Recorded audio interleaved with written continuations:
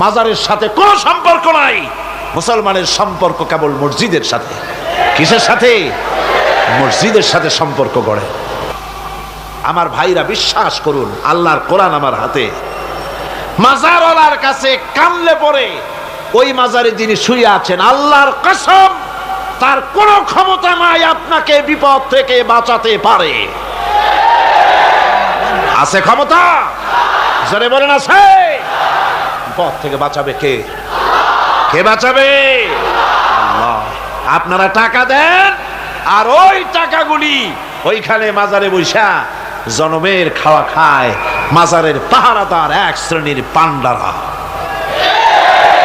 টাকাগুলা মাথায় দেখবেন মাজার কেন্দ্র করে লাল লাল চাদর গায়, তারপরে চট, মাথায় জট, দাড়িতে জট, দাড়িতে জট আর মোষ। হায় রে মোষ! 6টা টর্চ লাইট দিয়েও যদি আপনি খোঁজেন মুখ তালাশ করে পাবেন না, এত মোষ সমানে গাঁজা খায় আপনার পয়সা দিয়ে। ধর্মের নামের ব্যবসা করে। যাই দেখেন মাজারগুলো, প্রত্যেকটা মাজারে 5টা 10টা লোক বসা আছে। ঘাট ধরে বের করে দাও আর বলো, মাজারে বসে আছো কেন? মসজিদে যাও। কোথায় যাবে? কোথায় যাবে? মসজিদে। আল্লাহর থামো, আল্লাহর ওলিদের মাজার ঘেরাও করে রেখে দাও, যত্ন করে রেখে দাও। গরু, ছাগল, ভেড়া, হাবিজাবি কিছু যেন যেতে না পারে, যত্ন করে রাখো, সম্মান দিয়ে রাখো। কিন্তু তোমার ওখানে পাহারা দিতে বলছে কে? তুমি ওখানে বসে থাকো কেন? গুড় যেখানে পিঁপড়া সেখানে। পয়সা দেওয়া বন্ধ করেন, একটারও পাবেন না ওখানে। ঠিক কিনা কর?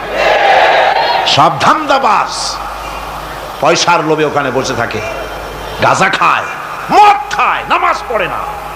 আর আপনার টাকা দিয়া খোঁজ নিয়ে দেখেন মাজারের মুতল্লি যত আছে সব বাসের মালিক, ট্রাকের মালিক, কোটি কোটি টাকার ব্যবসা করে। সুতরাং এগুলি ছাড়েন, এ ধান্দাবাজি বন্ধ করুন। মাজারের সাথে কোনো সম্পর্ক নাই। মুসলমানের সম্পর্ক কেবল মসজিদের সাথে। কিসের সাথে?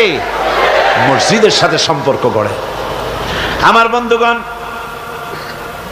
বিপদ আসলে পরে কবরের কাছে যাওয়া নয়, বিপদ আসলে পরে মসজিদে যান, 2 রাকাত কাজায়ে হাজাতের নামাজ পড়েন।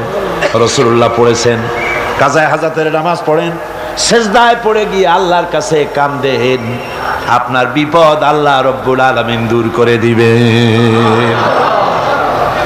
আহারে, এমন আল্লাহরে থুইয়া কি যে বলবো, মানুষের যে কি হইছে। আমি সিলেটে দেখেছি শাহজালাল রহমতুল্লাহ আলাই, আল্লাহর ওলি, শাহ আমানত আল্লাহর ওলি, শাহ মাখদুম আল্লাহর ওলি। এই ওলিরা কোনোদিন বলে যায় নাই যে আমার মাজারে পাহারা দিয়ে তোমরা টাকা আদায় করো। বলছে কেউ? শাহজালাল রহমতুল্লাহ আলাইয়ের মিশন কি ছিল আর এই পাগলেরা করে কি? হযরত শাহজালালের তরবারি আজও আছে। আমি তরবারি দেখেছি, দোধারি তরবারি হাতে নিয়ে এসেছেন। এক হাতে ছিল তরবারি আর এক হাতে ছিল আল্লাহর কোরআন। যখন সিলেটে ঢুকলেন, সিলেটে যখন ঢুকলেন, গৌর গোবিন্দ তার সব কিছু তিনি আজান দেওয়ালেন। আজান শোনা মাত্র মূর্তিগুলো কাঁপতে লাগলো। গৌর গোবিন্দের কলজা গলার কাছে চলে আসছে, জিজ্ঞেস করছে ব্যাপারটা কি, এরকম হচ্ছে কেন? জ্যোতিষীরা বলল যবন এসেছে, মেলেচ্ছ এসেছে, আর উপায় নাই। শাহজালাল রহমতুল্লাহ আলাইহে তিনি বসলেন গেটের কাছে। এবার সব পালাচ্ছে। গৌর গোবিন্দ বলল সাপুরিয়াদের ডেকে যে আমারে একটা বাক্সের মধ্যে ভরিয়া সাপ বলে চালাই দিও, আমি সামনে পড়তে চাই না। ভয়তে কলজা গলার কাছে চলে আসছে শুধু আজান শুনে। এরপরে লোক সব চলে যাচ্ছে, উনি দেখতেছেন যাও যাও যাচ্ছে সব।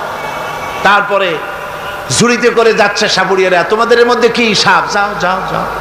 এরপরে বড় একটা বাক্স, ওইটার মধ্যে কি, কয় যে হুজুর আমরা সাপ খেলা দেখি, এর মধ্যে সাপ। নামাও, আমি সাপ খেলা দেখবো, নামাও ওটা। এরপরে বাক্স খুলছে, দেখে যে আসল সাপ বাইর হয়েছে। গৌর গোবিন্দ বলল যে আমার রাজত্ব ছেড়ে দিলাম, আমারে জানে বাঁচা। শাহ জালাল রহমতুল্লাহ আলাইহি বললেন আমি তো মারতে আসি নাই, আমি তো হত্যাকাণ্ড করতে আসি নাই, আল্লাহর দ্বীনকে নিয়ে এসেছি। তিনি ক্ষমা করে দিলেন। সেই শাহ জালাল রহমতুল্লাহ আলাইহির মাজারে লোকেরা বিভিন্ন জায়গা দিয়ে যায়, বাস ভরে ভরে যায়, যাইয়া চাদরের উপরে যাইয়া মাথা ঘা দিতে থাকে আর কাঁদতে থাকে। কতগুলো গজাল মাছ আছে, বিরাট বিরাট গজাল, গায়ে শ্যাতলা পড়ে গেছে, দেখলে মনে হয় যেন রিটায়ার্ড অফিসার, এরকম মোটা। ওগুলারে মুড়ি খাওয়ায়, কলজা খাওয়ায়। একটা কুয়া আছে, পানি এত পচা, কয় যে এইটার আর এক মুখ হলো জমজমের সাথে মিশানো। নাউজুবিল্লাহ। হায়রে মানুষ, মুসলমানের আকীদা হয় এত খারাপ, আকীদা বত্তর হয়ে গিয়েছে। এগুলি ধর্মের নামের ব্যবসা, এগুলি জোরে বলেন কি? এই ব্যবসা বন্ধ করতে হবে, এই ব্যবসা বন্ধ করতে হবে। এরা ধর্মের নামের লুটেরা,